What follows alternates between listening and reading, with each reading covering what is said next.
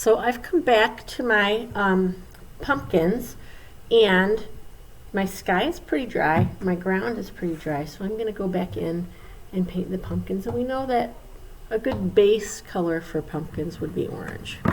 So I've got just a little bit of water and a lot of paint. I'm really going to rub that paint good. I want this to be nice and thick. When you paint your pumpkins, paint in the direction of the pumpkins in the circle.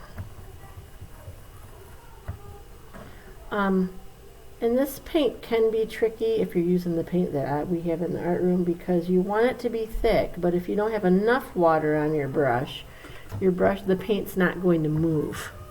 So you have to find that kind of perfect balance between paint and water. You will see that your pencil lines are showing through a little bit, and that is okay. Now, I have had friends in the past worry because they got a little bit of color in their pumpkin, or they didn't get quite to the outside of the edge. You don't want any white showing through. You want this pumpkin to look like it is in front of that sky and that ground. So if you have to go outside of your pumpkin lines a little bit, like that, that's okay. That really is okay. And you might even see some of that purple color showing through that pumpkin a little bit, almost like a shadow. That's okay. Give it a chance to dry. It'll look just great. But you don't want any white in between. I don't want to see white bubbles.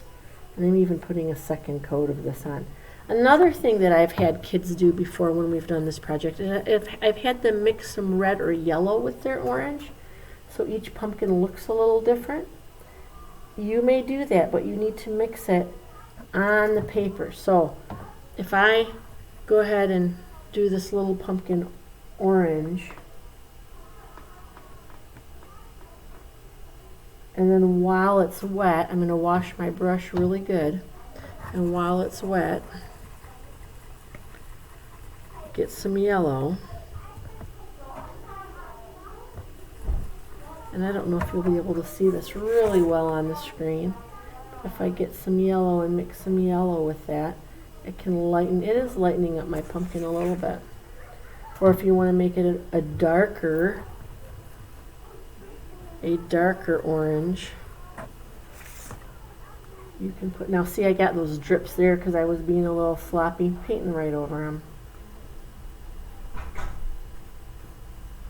And as I get more thick paint, it will cover those right up. And again, make sure you're not, you don't have any white bubble in between anything. Even down here, I don't want to have this white bubble down here.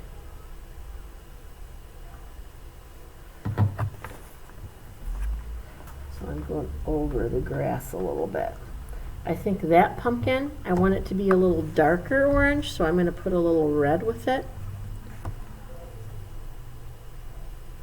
And you can see the difference right there. So I've got a reddish orange pumpkin, and then I've got a yellowish orange pumpkin, and then I've got my orange pumpkin. So that is that. And now that my sky is a little dry and my grass is a little dry, I'm going to show you how to add some detail.